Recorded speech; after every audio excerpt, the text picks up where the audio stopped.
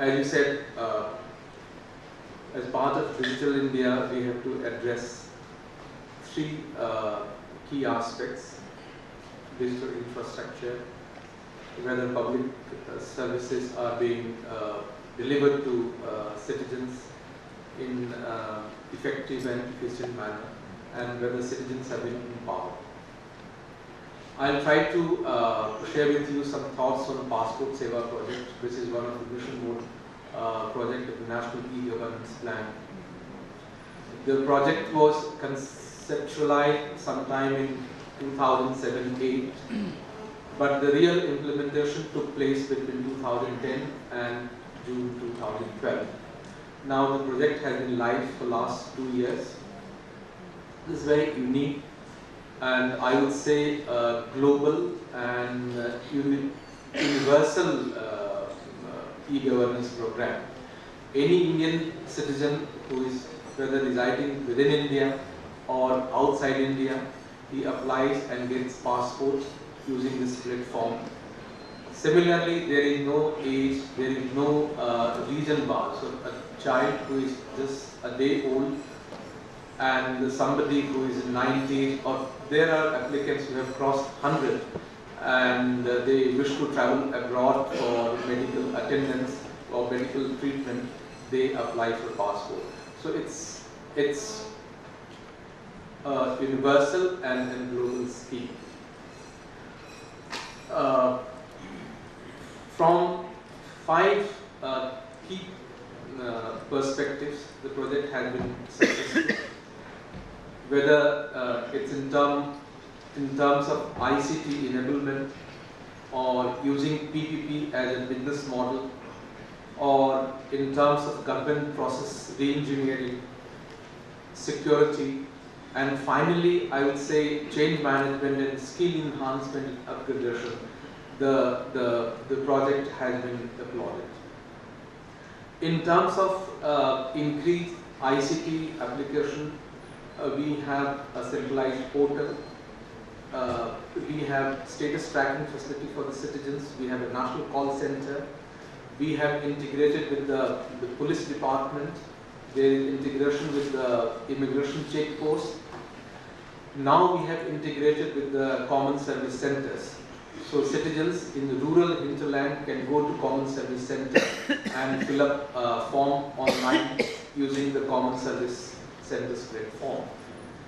We have also gone in a big way in adopting mobile government, whether it's SMS, using SMS for giving information to citizens, or status tracking, or in terms of mobile application. We have M-Passport Seva, which informs citizens about the status of any application. In terms of business model, this is a successful example of how PPP can be used not only in infrastructure development sector, but also in delivery of public service. In terms of coverage and magnitude, I think Passport Seva is one of the most successful examples where PPP has been successfully utilized to deliver public service. But the strategic control, passport being a sensitive document, strategic control of the project remains with the central government. In terms of government process re-engineering, a lot of work where government's direct involvement was not required has been given to the service provider, in this case Tata Consultancy Services, to look after. For instance, running the call center or maintaining of the Passport Seva Kendra, taking care of the logistics, helping citizens in filling up the form, taking their photographs and collecting biometric. We thought these are not the core functions of the government. The government's core function is whether an application should be accepted or not. From the sovereign angle, whether somebody deserves a passport or not, that decision rests with the government. But other functions have been delegated to the service provider. In terms of security, lot of work had been done. Earlier, passport application was made manually. The government was not able to see the citizen, and that's why there were a lot of malpractices and duplications where people were able to obtain not only 1, 2, 3, but 10 passports.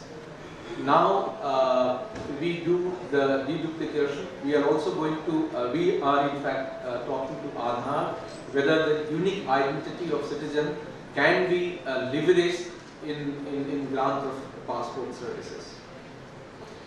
It was in the change management and skill upgradation that the real challenge lied. Whenever we bring in something new,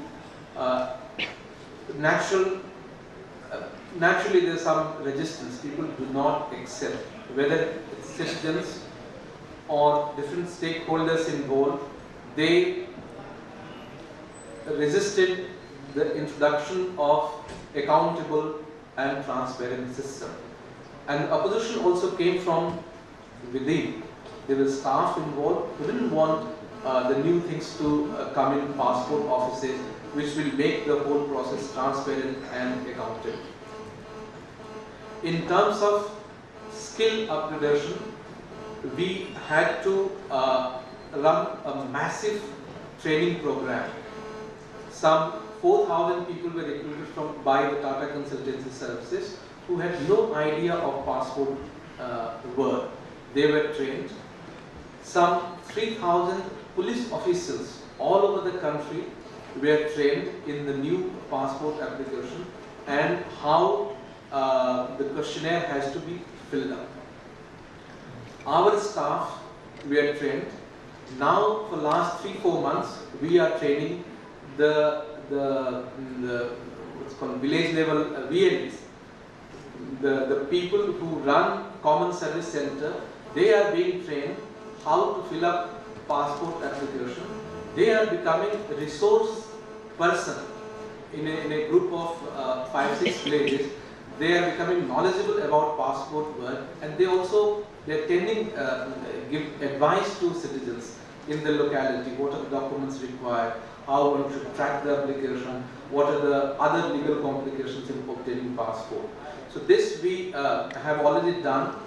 Our idea was to train a group of VLEs who will go back and train some others.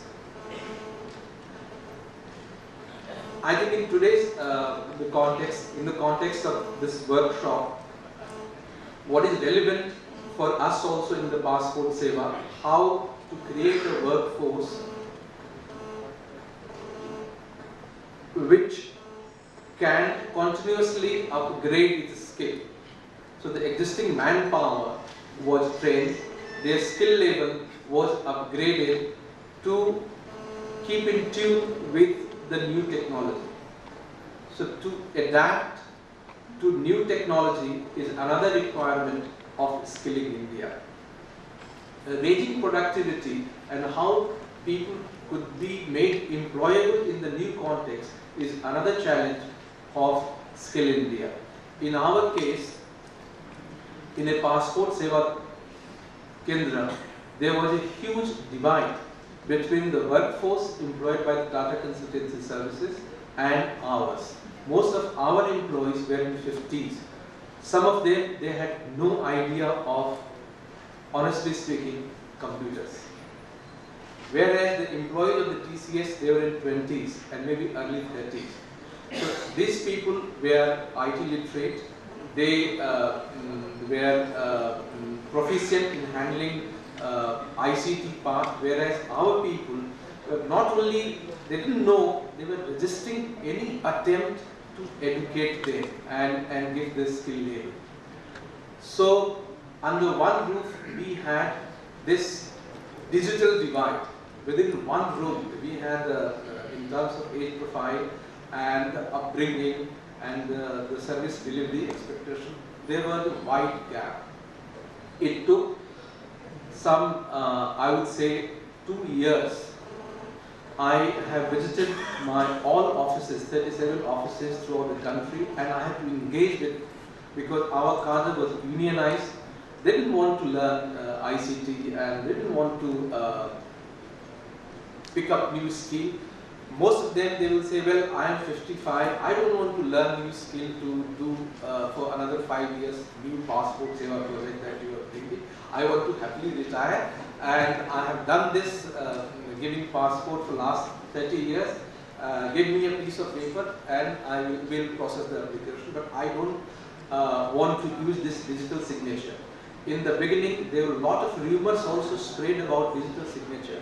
In one passport office in Tamil Nadu, some 5-6 cases were made out that digital signature, they are granting. It's the government employee has no control, and TCS has developed a software, and through remote control, passports were being granted to those people who were not eligible to get passport.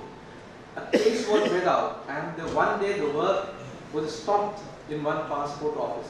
Finally, with the help of DIT, we had to send a team, neutral team, taking people and experts from DIT who went there, who made an independent study and submitted that no, it's not the fault of digital signature. You have taken the decision, you cannot repudiate, you have taken the decision, you cannot make the case that it's not your decision. But to come to the stage where it was accepted by everybody took some time. These were some of the thoughts I thought I will share in the context of today's workshop. I will be happy to respond to any query or question that you have. Thank you. Thank you, Mr. Padesi. I think you very eloquently laid out the challenges that you faced in introducing change management in your office in the entire system of issue of passports. It has been really a game-changing project in the context of the National Government Plan. One of the successful ones where we have really seen change on the ground from the citizens' point of view in terms of the impact that they have experienced in obtaining passports from the government. Next, I would request Professor M.P. Gupta to say his remarks. Thank you, Chairman, for this opportunity.